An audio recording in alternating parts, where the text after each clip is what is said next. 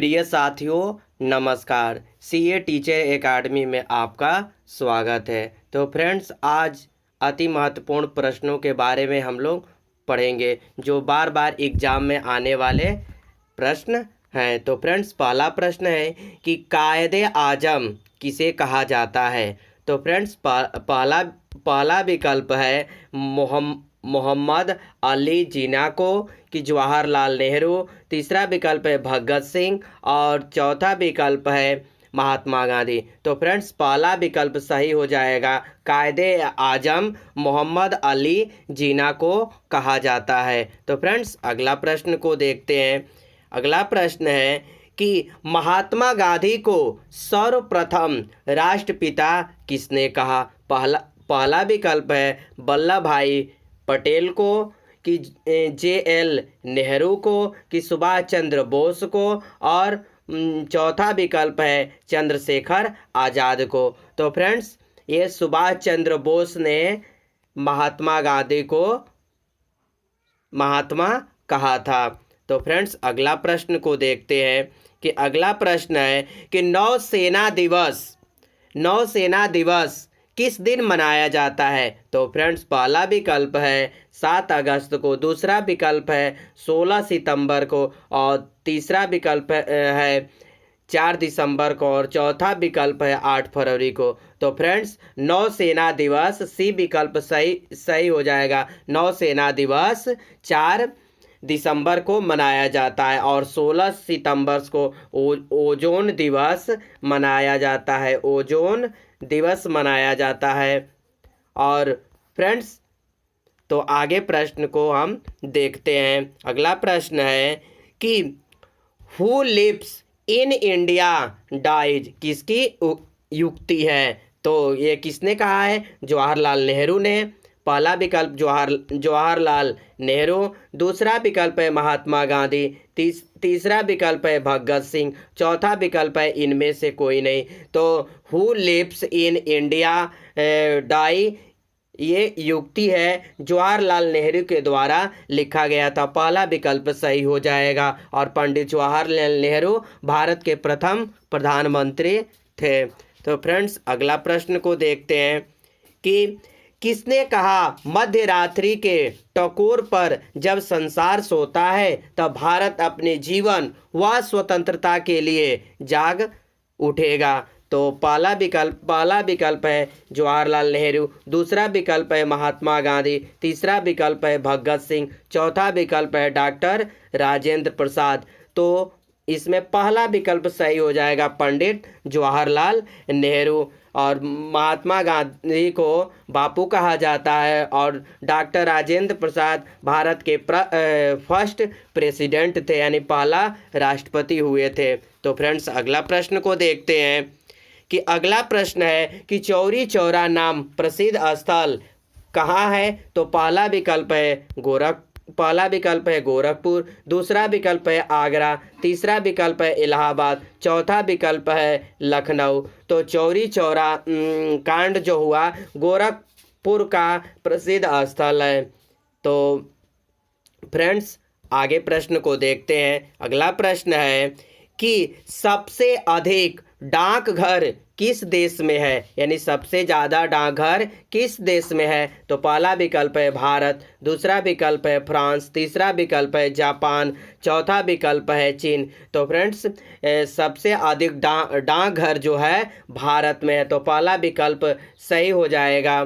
तो अगला प्रश्न को देखते हैं कि अगला प्रश्न है कि दूरदर्शन का दैनिक राष्ट्रीय कार्यक्रम किस वर्ष आरंभ किया गया था। तो फ्रेंड्स, पहला विकल्प है 1980 ईस्वी में, दूसरा विकल्प है 1972 ईस्वी में, तीसरा विकल्प है 1975 ईस्वी में, चौथा विकल्प है 1981 में। तो फ्रेंड्स, दूरदर्शन का दैनिक राष्ट्रीय कार्यक्रम जो है 1972 में प्रारंभ किया गया था। तो बी विकल्प सही हो जाएगा। तो फ्रेंड्स, अगला प्रश्न को देखते हैं कि अगला प्रश्न है कि मुक्त विश्वविद्यालय की स्थापना सर्वप्रथम कहाँ हुई। तो फ्रेंड्स, पहला विकल्प है जर्मनी, दूसरा विकल्प है भारत, तीसरा विकल्प है इंग्लैंड, चौथा विकल्प है इनमें से कोई नहीं। तो फ्रेंड्स इसमें सी विकल्प सही हो जाएगा, इंग्लैंड। इंग्लैंड में सबसे पहले मुक्त विश्वविद्यालय की स्थापना सर्वप्रथम किया गया था। तो फ्रेंड्स अगला प्रश्न को देखते हैं कि अगला प्रश्न है कि इंदिरा गांधी राष्ट्रीय मुक्त विश्वविद्यालय का मुख्यालय कहाँ है? तो पहला विकल्प है नई दिल्ली, दूसरा विकल्प है बम्बई, तीसरा विकल्प है इलाहाबाद, चौथा विकल्प है कलकत्ता। तो फ्रेंड्स पहला विकल्प सही हो जाएगा, इंदिरा गांधी राष्ट्रीय मुक्त विश्वविद्यालय जो है का मुख्यालय नई दिल्ली में स्थित है। तो अगला प्रश्न को देखते हैं कि राष्ट्रीय साक्षरता मिशन की शुरुआत कब हुई?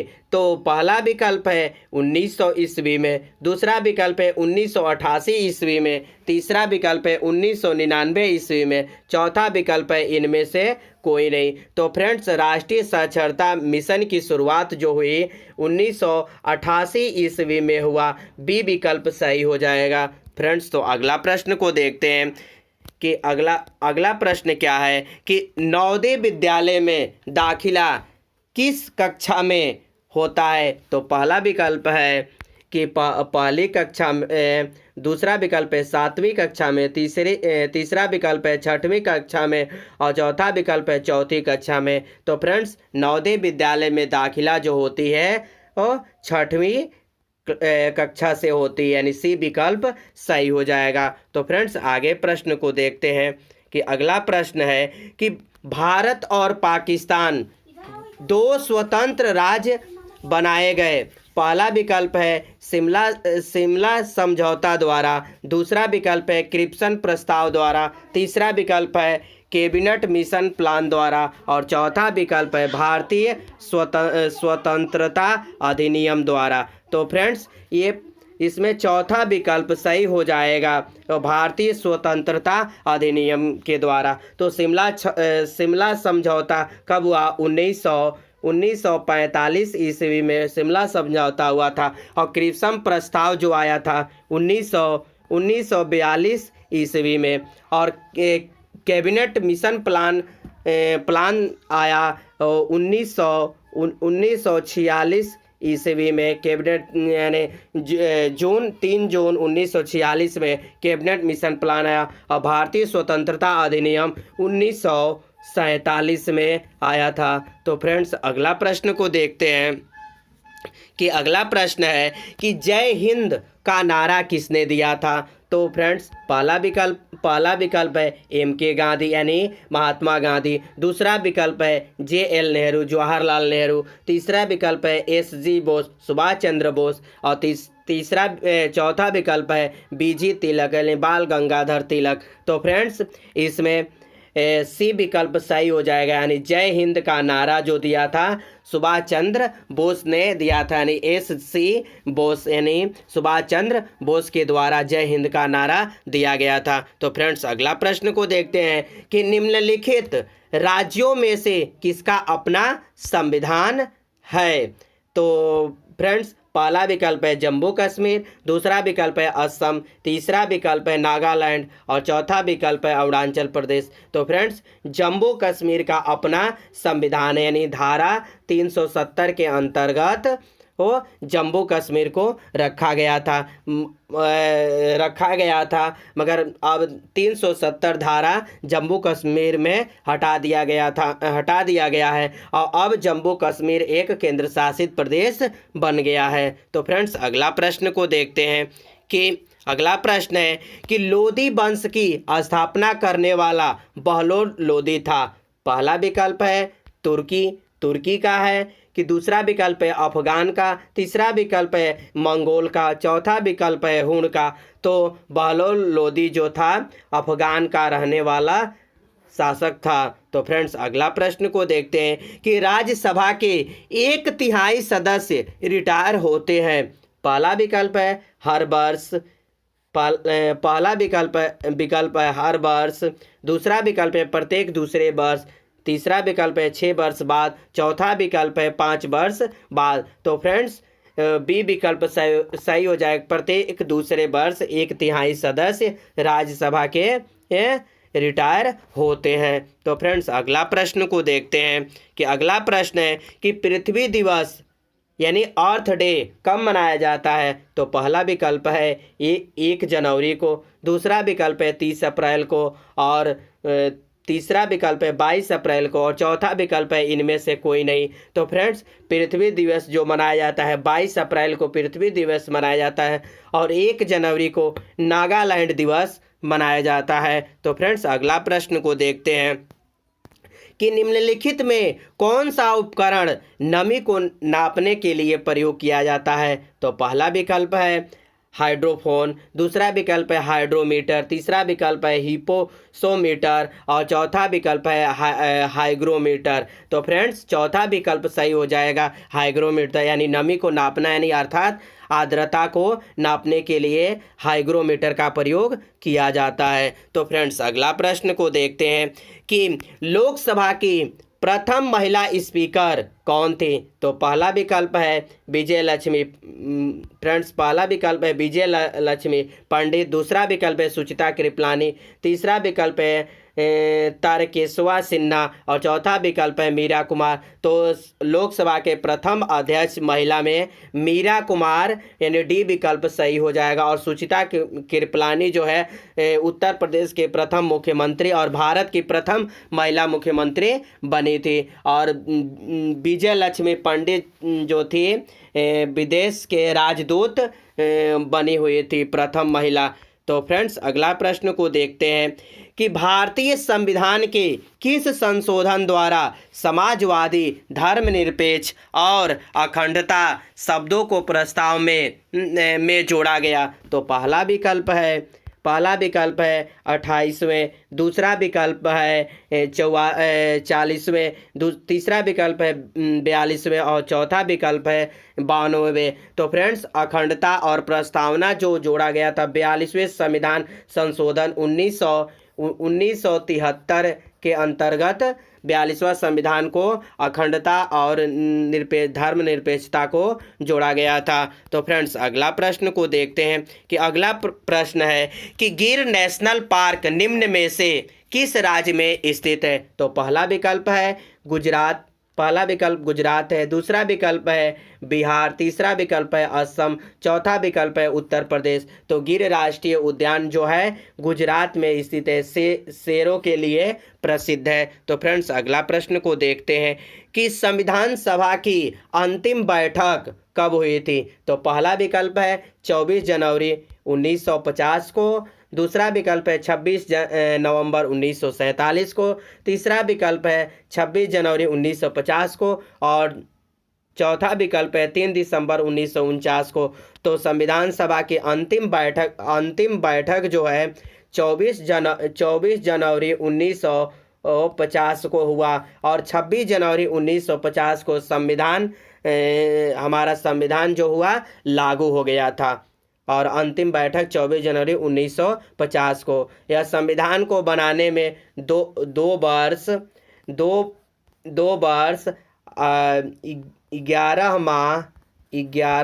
माह 18 दिन लगे संविधान को बनाने में। तो फ्रेंड्स अगला प्रश्न को देखते हैं कि अगला प्रश्न है कि भारतीय रेल राष्ट्रीय अकादमी कहाँ स्थित है। तो पहला विकल्प है हैदराबाद में, दूसरा विकल्प है बेंगलुरु, तीसरा विकल्प है नई दिल्ली, चौथा विकल्प है बड़ोदरा। तो फ्रेंड्स यह रेल जो है बड़ोदरा में स्थित है। तो फ्रेंड्स यह डी विकल्प सही हो जाएगा। तो फ्रेंड्स अगला प्रश्न को देखते हैं कि निम्न 4 वेदों में से किसमें बुराइयों व बीमारियों के निवारण हेतु जादू, टोना एवं मंत्र का उल्लेख मिलता है। तो पहला विकल्प है ऋग्वेद, दूसरा विकल्प है सामवेद, तीसरा विकल्प है यजुर्वेद, और चौथा विकल्प है अथर्ववेद। तो फ्रेंड्स जादू टोना जो अथर्ववेद में पाया जाता है, सबसे प्राचीन वेद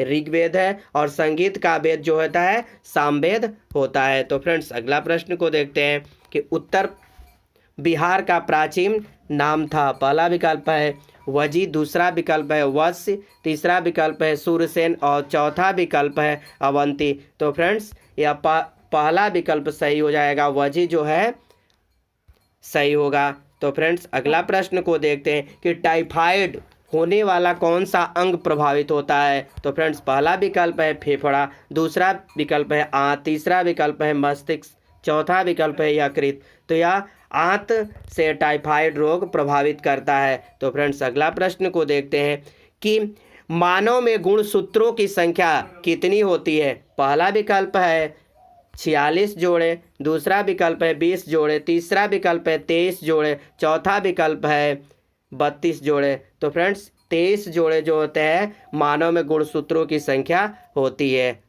तो अगला प्रश्न को देखते हैं कि निम्न में से कौन सा विटामिन पानी में घुलनशील है। तो पहला विकल्प है विटामिन ए, दूसरा विकल्प है विटामिन डी, तीसरा विकल्प है विटामिन सी, चौथा विकल्प है विटामिन के। तो पानी में घुलनशील अर्थात जल में घुलनशील विटामिन सी है। विटामिन बी और सी जो है पानी में घुलनशील होती है, और विटामिन ए, विटामिन डी और विटामिन के और विटामिन ई जो है वसा में घुलनशील होती है। तो फ्रेंड्स अगला प्रश्न को देखते हैं कि टाइफाइड में होने पर कौन सा अंग प्रभावित होता है। तो पहला विकल्प है फेफड़ा, दूसरा विकल्प है आंत, तीसरा विकल्प है मस्तिष्क, चौथा विकल्प है यकृत।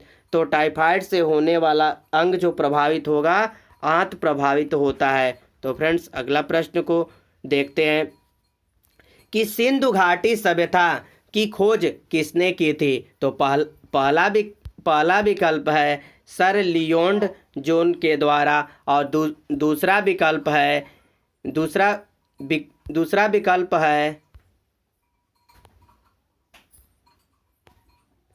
विकल्प इसमें हो जाएगा BS अग्रवाल, तीसरा विकल्प है दयाराम साहनी और चौथा विकल्प है AL वथम ने।